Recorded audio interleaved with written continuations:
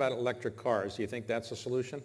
It absolutely, if you look at the transport sector, That's about 14% of... passenger cars with about another factor of 2 to 3 in battery improvement, which is possible, the mainstream for passenger cars can become electric.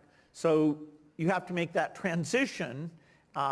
You've got to scale it up. You've got to make sure electricity is zero emission. But for